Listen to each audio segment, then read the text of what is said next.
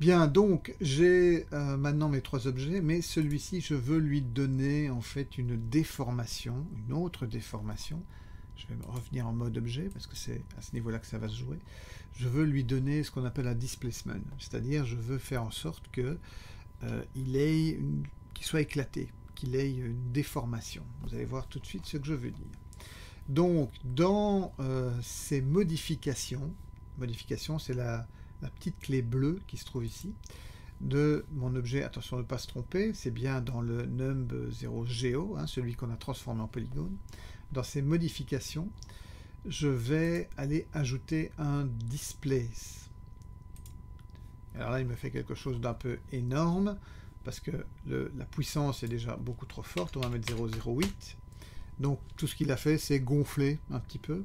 Mais ici, je vais faire en sorte qu'il ne gonfle pas de manière uniforme, mais qu'il gonfle en fonction d'une texture procédurale, une texture en nuage qu'on appelle un noise, un bruit.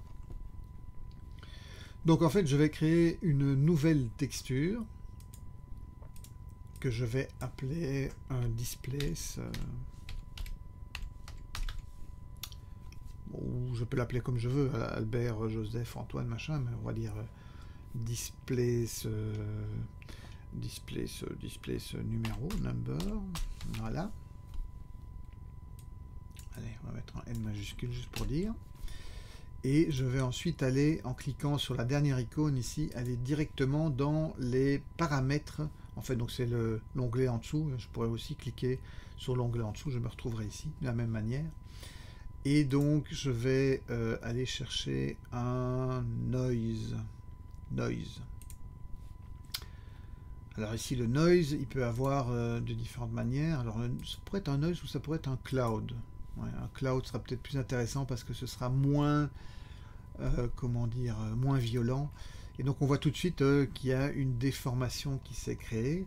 Alors, je peux choisir différents types de noise, prenons, je sais pas moi, le noise Voronoi F2, et en fonction des valeurs que je vais mettre ici, je vais avoir quelque chose qui sera plus ou moins fort. Je peux aussi changer son brightness, ça va aussi avoir des répercussions, le contraste aussi. Donc le principe c'est quoi? Qu'est-ce qui se passe en fait quand je joue ici avec ces paramètres?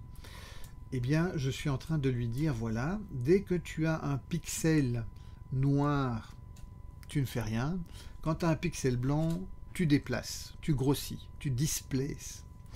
Et donc, en gros, ici, en fonction de comment cette image noire et blanche, avec des taches noires et blanches, se répand ou se place sur cet objet que je viens de créer, là, le zéro que je viens de créer, et bien en fonction de comment cette image se place, je vais avoir un déplacement des points. Vous avez vu tout à l'heure qu'il y avait plein de points, et bien ces points vont être déplacés dans un sens ou dans l'autre. En fait, le noir va peut-être déplacer plutôt parce qu'on voit ici que ça resserre. Donc le noir va déplacer en négatif et le blanc va déplacer en option. Enfin, ça dépend un petit peu des options qu'on choisit en fonction du noise, en fonction de la puissance, de ce qu'on cherche à faire. Alors le truc c'est qu'on veut que ce soit animé. Si on était dans un autre logiciel que Blender, on pourrait peut-être avoir le déplacement de l'image sur l'objet qui créerait cette animation. Ici on n'a pas cette option là. C'est un truc qui manque encore, peut-être que ça viendra un jour, mais pour le moment ça manque. Dans les displays, on ne peut pas bouger cette image qui fait le display. Donc on peut juste jouer sur la taille. Et donc ce qu'on fera, c'est animer cette taille. On fera ça plus tard quand on réglera les histoires d'animation. Et en jouant subtilement sur cette taille, on va créer un effet vivant au niveau du... comment dire, au niveau de la déformation de l'objet. En tout cas, pour le moment, on a un display qui est placé. Ce displace, donc, il se fait avec cette texture qui s'appelle displace number. C'est elle aussi qui aura ce paramètre d'animation ici sur la taille, ce qui veut dire qu'on peut toujours la réutiliser pour tous les autres objets. Donc on ne doit faire ça qu'une seule fois. Ce réglage ici de displacement, on le fait une fois et après on l'appliquera sur tous les chiffres qu'on va créer. Et donc on va créer tous les chiffres, donc de 0 à 9, tous les chiffres pour pouvoir créer l'ensemble de notre animation. Alors cette animation, en fait, on va la faire avec une opération qu'on appelle une opération booléenne, notamment l'idée de faire apparaître cet objet, enfin cette espèce de flux électrique comme ça un peu vivant qui va parcourir le filament. Donc en fait on va le faire apparaître progressivement, enfin assez vite quand même, parce qu'on a quand même chaque fois 1 seconde pour faire apparaître. Il faut que on voit aussi le chiffre pendant un certain temps. Donc on va faire apparaître ce chiffre en utilisant, comme je disais, une opération booléenne, c'est-à-dire un objet qui va cacher un autre objet en le faisant apparaître progressivement. Alors comment est-ce qu'on va faire ça? Eh bien, on va utiliser, et c'est pour ça qu'on a la fameuse curve, qu'on a gardé la courbe initiale qu'on a dessinée. On va utiliser ça pour déformer l'objet, donc il sera un cube, enfin une sorte de rectangle cube pour dire de cacher l'objet. Donc je vais, dans un premier temps, d'ailleurs question de cacher, je vais cacher le empty, parce qu'on va comme ça pouvoir voir l'opération effective. Donc par défaut, quand je crée un objet, il se crée toujours là où est mon 3D cursor, donc cette espèce de bizarre objet avec avec la bouée blanche et rouge. Donc quand je vais ajouter un cube, c'est là qu'il va se créer. Le cube n'a vraiment pas besoin d'être aussi grand, donc je vais changer sa taille, S. Et si je le déplace maintenant pour avoir une idée, l'idée c'est qu'il doit être suffisamment grand que pour cacher, mais sans être trop grand quand même, voilà. Donc juste pour pouvoir cacher l'épaisseur ici, on va dire, de ce flux électrique. Alors, on va changer sa taille aussi en Z, donc SZ, et je tire ma souris, ou alors je peux ici directement dans la case Scale Z, je peux aussi changer sa taille, je sais pas, je vais même taper peut-être 6, voilà, mettons. En imaginant que 6 soit assez, peut-être que ce sera trop, on va voir après. Et donc j'ai fait une certaine transformation dans mon objet. Je vais ensuite le diviser en plusieurs parties, mais avant ça je vais figer cette transformation que j'ai faite. En fait, c'est toujours une bonne idée quand on a un objet qui est transformé et qui après doit être animé ou doit être comment dire, manipulé de différentes manières, doit être, enfin en tout cas transformé par quelque chose. C'est toujours bien de figer sa transformation première.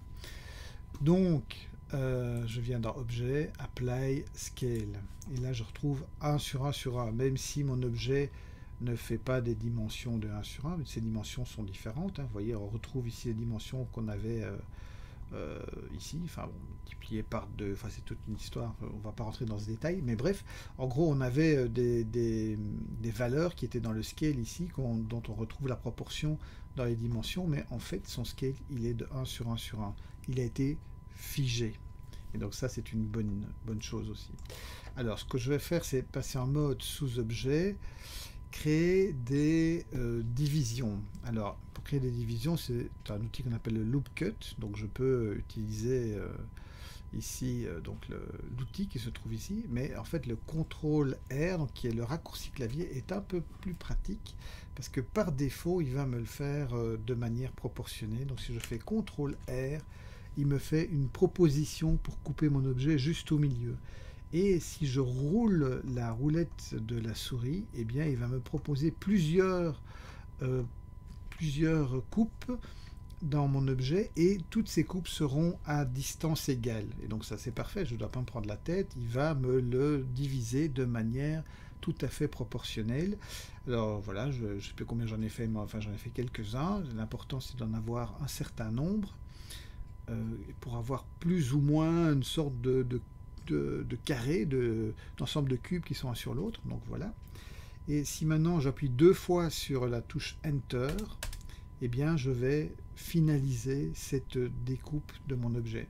Donc une première fois, ça permettrait juste de faire en sorte qu'il coupe. Et alors je pourrais encore bouger la hauteur de cette coupe tout en gardant la distance entre chaque découpe. Et ici, en tapant une deuxième fois dans Enter, je fige l'endroit où ils sont. Donc comme je veux qu'ils soient bien proportionnés, bien distribués sur mon objet, de manière équivalente, eh bien je tape 2 fois sur Enter et c'est bon. Voilà, donc j'ai mon objet qui est subdivisé. Alors pourquoi est-ce que j'ai voulu qu'il soit divisé comme ça? Parce que je vais le déformer par la curve qui est dans mon number ici, dans mon number 0, la curve 0. Donc l'objet il est au bon endroit, hein, il est bien au centre, là où se trouve mon numéro, puisque en fait j'ai tout construit à cet endroit-là. C'est le meilleur endroit pour construire ces objets, c'est au centre de la scène.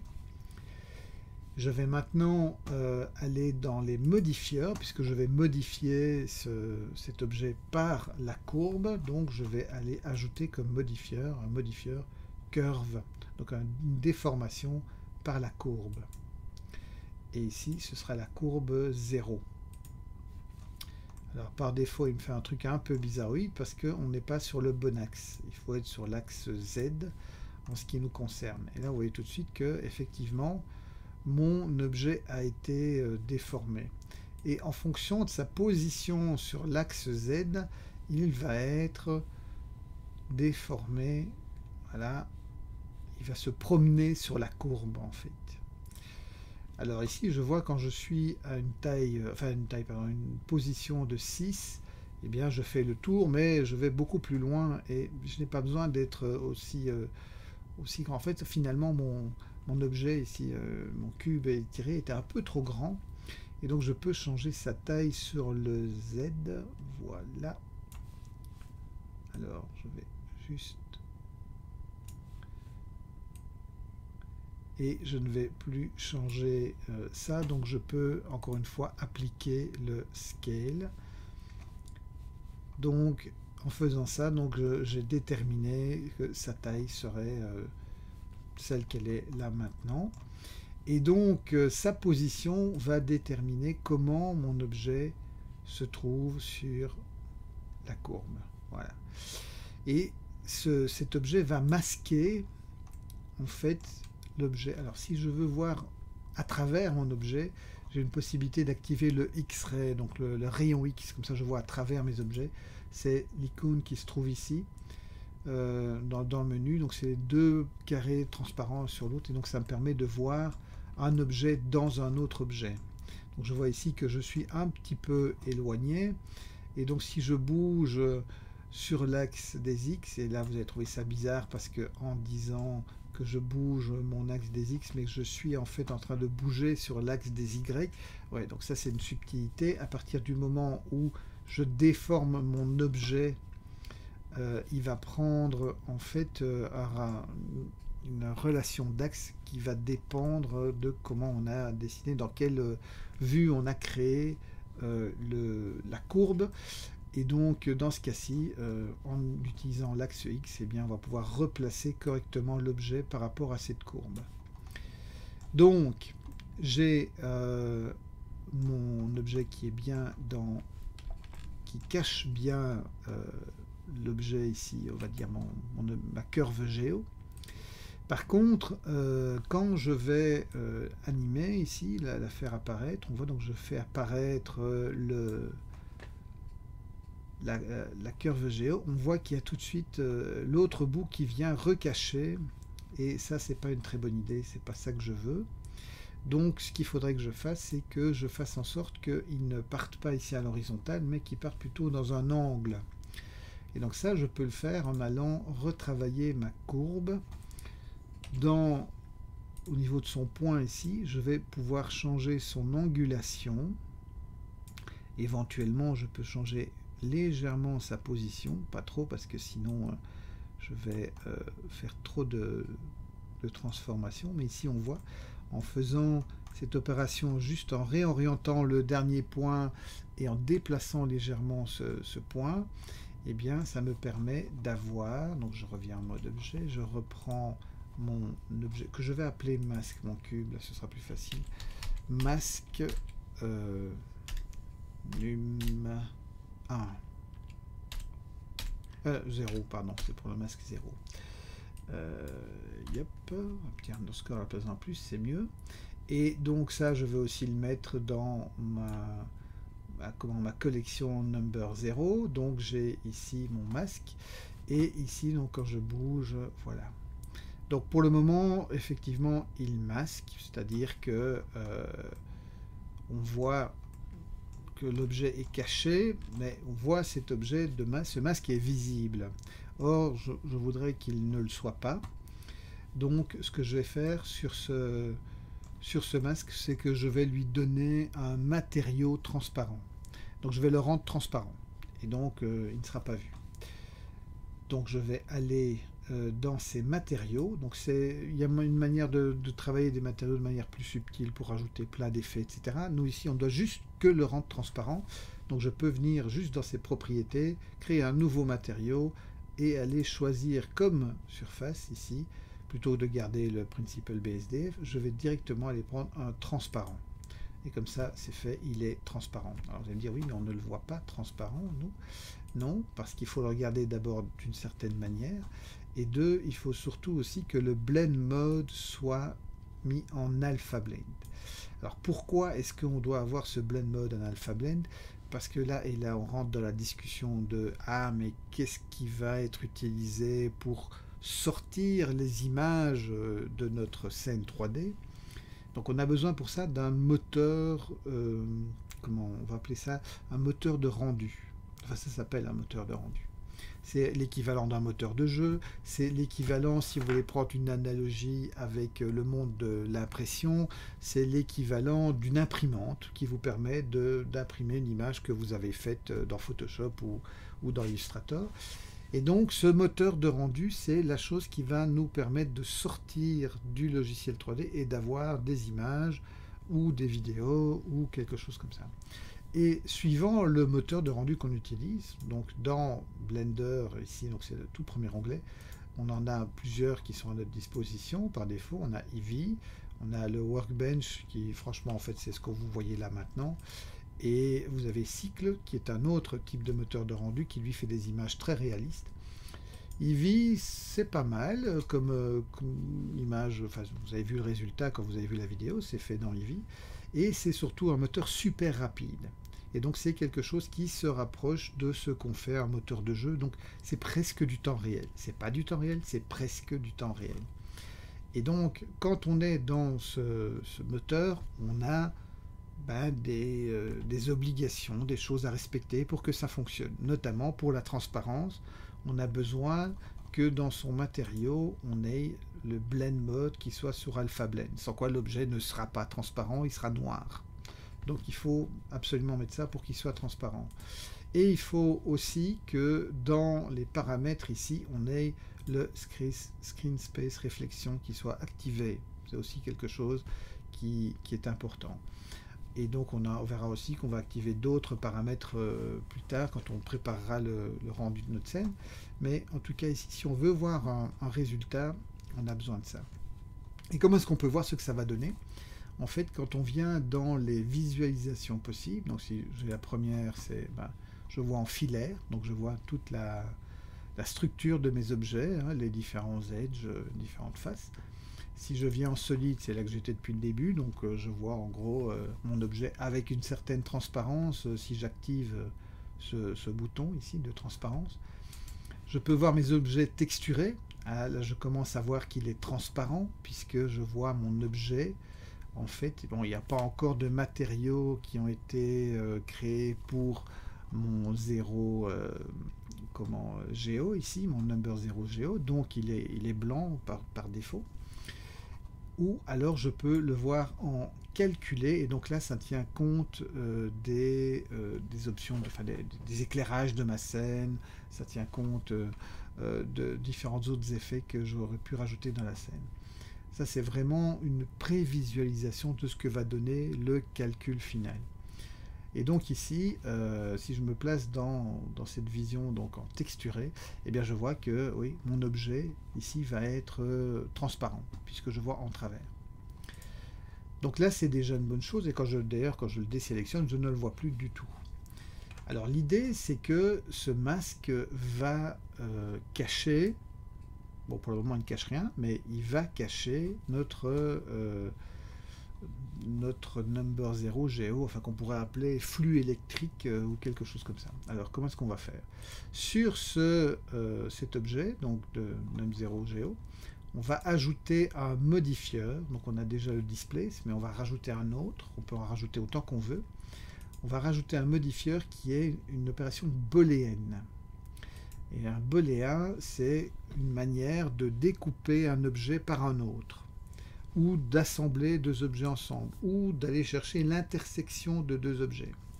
Et nous, ce qui nous intéresse, c'est de découper. Donc on va garder différence, et l'objet qui va découper, ce sera notre masque number 0. Et là, hop, tout d'un coup, on ne le voit plus. Donc ce qu'on voit, c'est le filament. Donc si je cache le filament, on ne voit plus que la curve. Si je cache la curve, on ne voit plus rien du tout. Mais si je prends mon masque et que je commence à le déplacer sur l'axe Z, on voit qu'il fait apparaître en fait le...